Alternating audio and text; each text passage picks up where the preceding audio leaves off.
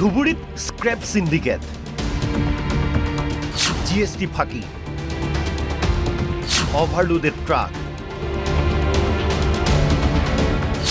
মধ্য অসমৰ বিজেপি বিধায়কৰ সিন্ডিকেট ৰাজ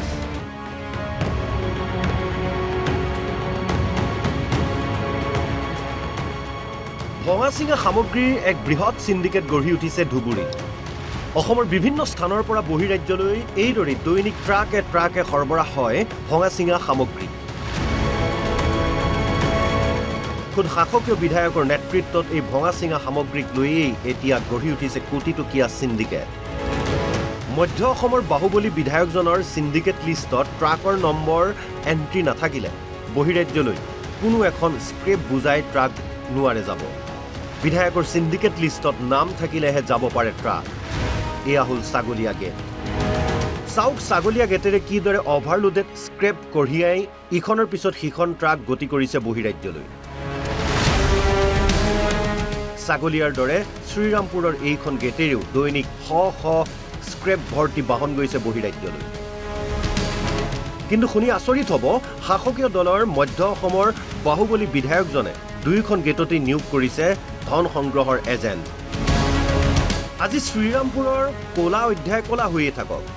চাওক ছাগলীয়া গেটখনে এই ছাগলীয়া গেটৰ পৰা প্ৰতিখন ট্ৰাকৰ নামত মধ্য অসমৰ বিধায়কজনৰ হৈ ধন সংগ্ৰহ কৰিছে এই কেইজন মস্তানে নম্বৰ 1 আবু হেনা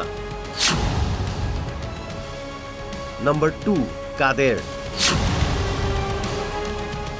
আৰু নম্বৰ 3 কসিমউদ্দিন উৰফে কানু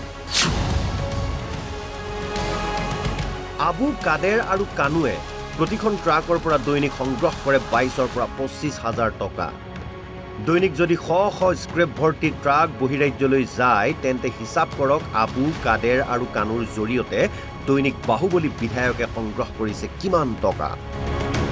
যি সময়ত মুখ্যমন্ত্ৰী হিমন্ত বিশ্ব শৰ্মাই ৰাজ্যত সিন্ডিকেট ৰাজ সমাপ্ত কৰিবলৈ ককালত টঙালি বান্ধিছে সেই সময়তে শাসকীয় দলৰ বিধায়কৰ নেতৃত্বতে গঢ়ি উঠা স্ক্ৰেপ সিন্ডিকেটে নিশ্চয়কৈ চৰম অস্বস্তিত পেলাব শাসকীয় দলটো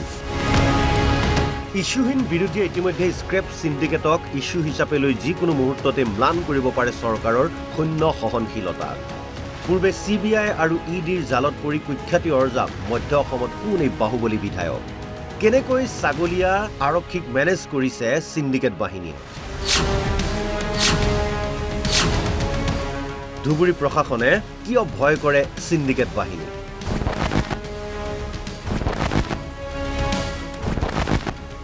পৰৱৰ্তী প্ৰতিবেদনত সকলো তথ্যই পোহৰলৈ আহিব ছাগলীয়াৰ দৰে শ্ৰীৰামপুৰৰ বিধায়কৰ কোন এজেণ্টে স্ক্ৰেপ ভৰ্তি ট্ৰাকৰ পৰা সংগ্ৰহ কৰে ধন এই সমস্ত কোলা অধ্যায় খোল খাব আমাৰ পৰৱৰ্তী প্ৰতিবেদনত ব্যুৰো ৰিপৰ্ট অসম লাইভ 24